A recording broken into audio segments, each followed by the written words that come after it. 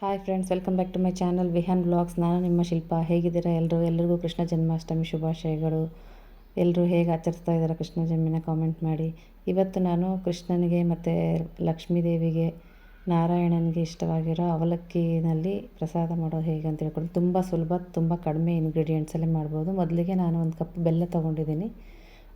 ಅದರಲ್ಲೇ ಒಂದು 3 ಕಪ್ಪಷ್ಟು ಅವಲಕ್ಕಿ ತೊಗೊಂಡಿದ್ದೀನಿ. ಮೊದಲು ನಾವು ಬೆಲ್ಲಕ್ಕೆ ನಾವು ತೊಗೊಂಡಿದ್ದೀವಲ್ಲ ಕಪ್ಪು ಬೆಲ್ಲ, ಅದರಲ್ಲಿ ಒಂದು ಅರ್ಧ ಕಪ್ಪಷ್ಟು ನೀರು ಹಾಕಿ ಬೆಲ್ಲನ ಕರಗಿಸ್ಬೇಕು, ಸೋಸ್ಕೋಬೇಕು. ಅದರಲ್ಲಿ ಚಿಕ್ಕ ಚಿಕ್ಕ ಕಲ್ಲುಗಳೆಲ್ಲ ಇರುತ್ತೆ. ಕರಗಿದ ಮೇಲೆ ನಾವು ನೆಕ್ಸ್ಟ್ ಪ್ರಾಸೆಸ್ ಮಾಡೋಣ. ಆ್ಯಕ್ಚುಲಿ ಅವಲಕ್ಕಿ ಬಂದು ಎಲ್ಲ ದೇವ್ರುಗಳಿಗೂ ಇಷ್ಟ ಆಗುತ್ತೆ. ಆಮೇಲೆ ಉಪವಾಸ ಇದ್ದ ಟೈಮಲ್ಲಿ ತಿನ್ನೋದಕ್ಕೂ ಚೆನ್ನಾಗಿರುತ್ತೆ. ಮಕ್ಕಳು ತುಂಬ ಇಷ್ಟಪಟ್ಟು ತಿಂತಾರೆ. ಗಣೇಶನಿಗೂ ಈ ಸೌತಡ್ಕದಲ್ಲಿ ಅಲ್ಲೆಲ್ಲ ಈ ಥರನೇ ಅವಲಕ್ಕಿ ಮಾಡೋದು. ಇದಕ್ಕೆ ಬಾಳೆಹಣ್ಣು ಸೇರಿಸ್ಕೋಬೋದು, ಆಪ್ಷನಲ್ಲು. ಇನ್ನು ಕೆಲವು ಡ್ರೈ ಫ್ರೂಟ್ಸ್ ಆ್ಯಡ್ ಮಾಡ್ಕೋಬೋದು. ಎಷ್ಟು ಇದ್ದರೆ ಅಷ್ಟರಲ್ಲೇ ಮಾಡ್ಕೋಬೋದು.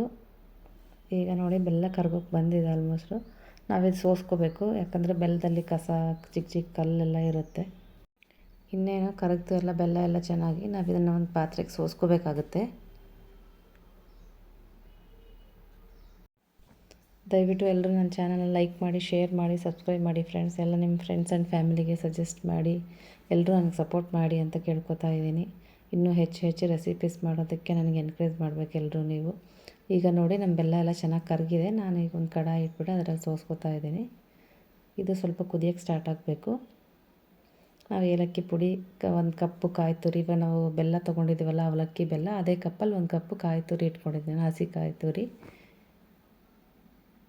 ಈಗ ನೋಡಿ 2 ಸ್ಪೂನ್ ತುಪ್ಪ ಹಾಕಿದ್ದೀನಿ ನಾನು. 2ರಿಂದ 3 ಸ್ಪೂನ್ ತುಪ್ಪ, ನಿಮ್ಮ ಇಷ್ಟ. ಅದೇನು ತುಪ್ಪ ಜಾಸ್ತಿನೂ ಹಾಕೋಬೋದು. 2 ಸ್ಪೂನು 3 ಸ್ಪೂನ್ ಆದರೆ ಸಾಕಾಗುತ್ತೆ. ಡ್ರೈ ಫ್ರೂಟ್ಸ್ ನಿಮ್ಗೆ ಯಾವ್ದು ಇಷ್ಟನೋ ಎಲ್ಲ ಹಾಕೋಬೋದು. ನಾನೀಗ ಬಾದಾಮಿ ಮತ್ತು ದ್ರಾಕ್ಷಿ ಹಾಕ್ತಾಯಿದ್ದೀನಿ. ಇದು ಸ್ವಲ್ಪ ಕಲರ್ ಚೇಂಜ್ ಆಗಬೇಕು, ಅಲ್ಲಿವರೆಗೂ ಫ್ರೈ ಮಾಡಿ ಪಕ್ಕಕ್ಕೆ ಇಟ್ಕೊಳ್ಳೋಣ. ಇನ್ನೇನು ಗಣೇಶನ ಹಬ್ಬ ಬಂತಲ್ಲ, ಗಣೇಶನ ಹಬ್ಬಕ್ಕೂ ಮಾಡ್ಕೋಬೋದು ಇದು. ಇದ್ರ ಜೊತೆಗೆ ಸ್ವಲ್ಪ ಎಳ್ಳನ್ನು ಮಿಕ್ಸ್ ಮಾಡ್ಬೋದು. ಯಾರ್ಯಾರ ಟೇಸ್ಟಿಗೆ ತಕ್ಕಂಗೆ ಅವರು ಸ್ವಲ್ಪ ಚೇಂಜಸ್ ಮಾಡ್ಕೋಬೋದು. ಈಗ ನೋಡಿ ಕುದಿಯೋಕ್ಕೆ ಸ್ಟಾರ್ಟ್ ಆಗಿದೆ. ಏಲಕ್ಕಿ ಪುಡಿ ಹಾಕಬೇಕು, ಒಂದು ಅರ್ಧ ಸ್ಪೂನಷ್ಟು. ಈಗ ನಾವು ತೆಂಗಿನ ತುರಿ ತೊಗೊಂಡಿದ್ದೀವಲ್ಲ 1 ಕಪ್, ಅದನ್ನು ಹಾಕೋಬೇಕು. ಅದು ಸ್ವಲ್ಪ ಬೆಲ್ಲದಲ್ಲಿ ಕುದಿಬೇಕು, ಬೆಲ್ಲದ ನೀರಲ್ಲಿ.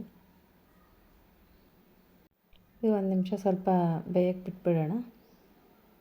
ಚೆನ್ನಾಗಿ ಮಿಕ್ಸ್ ಮಾಡ್ತಾ ಇರಬೇಕು, ಇಲ್ಲಾಂದರೆ ತಳ ಅಂಟ್ಕೊಳ್ಳುತ್ತೆ, ಬೆಲ್ಲ ಗಟ್ಟಿ ಆಗುತ್ತೆ ಅದಕ್ಕೆ. ಇವಾಗ ಅವಲಕ್ಕಿ ಹಾಕ್ಕೊಳ್ಳೋದು. ನಾನು ಬೆಲ್ಲ ತೊಗೊಂಡಿದ್ದೀವಲ್ಲ ಅದೇ ಕಪ್ಪಲ್ಲಿ 3 ಕಪ್ಪು ನಾವು ಪೇಪರ್ ಅವಲಕ್ಕಿ ತೊಗೊಂಡಿದ್ದೀವಿ. ಪೇಪರ್ ಅವಲಕ್ಕಿನ ಚೆನ್ನಾಗಿ ಬರುತ್ತೆ. ಇನ್ನು ದಪ್ಪ ಅವಲಕ್ಕಿನೂ ತೊಗೋಬೋದು. ಅವಲಕ್ಕಿನಲ್ಲಿ ಮೀಡಿಯಮ್ ಬರುತ್ತೆ, ದಪ್ಪ ಅವಲಕ್ಕಿ ಬರುತ್ತೆ, ಪೇಪರ್ ಅವಲಕ್ಕಿ ಬರುತ್ತೆ, ಯಾವುದಾದ್ರೂ ತೊಗೋಬೋದು.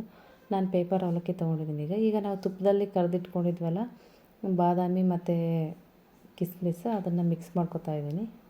ಮೇಲೆ ಇನ್ನು ಸ್ವಲ್ಪ ತುಪ್ಪ ಹಾಕೋಬೋದು ಬೇಕಂದರೆ, ನಾವು ಆಪ್ಷನಲ್ಲು. ಈಗ ಇದನ್ನು ಚೆನ್ನಾಗಿ ಮಿಕ್ಸ್ ಮಾಡಿ 1 ನಿಮಿಷ ಸ್ವಲ್ಪ ಸಿಮ್ಮಲ್ಲಿ ಸ್ವಲ್ಪ ಕೈ ಆಡ್ತಾ ಸ್ವಲ್ಪ ಬಿಡಬೇಕು. ಹಸಿ ವಾಸನೆ ಸ್ವಲ್ಪ ಅವಲಕ್ಕಿ ಹೋಗಬೇಕು. ಆಯ್ತು, ನಮ್ಮ ನೈವೇದ್ಯ ರೆಡಿ ಆಯಿತು. Thanks for watching. ಎಲ್ಲರೂ ನನ್ನ ಚಾನಲ್ನ ಲೈಕ್ ಮಾಡಿ, ಶೇರ್ ಮಾಡಿ, ಸಬ್ಸ್ಕ್ರೈಬ್ ಮಾಡೋದು ಮರಿಬೇಡಿ. ನೆಕ್ಸ್ಟ್ ಒಳ್ಳೆ ರೆಸಿಪಿ ನಿಮ್ಮ ಮುಂದೆ ಬರ್ತೀನಿ. ಅಲ್ಲಿವರೆಗೂ ಎಲ್ರಿಗೂ ಬಾಯ್.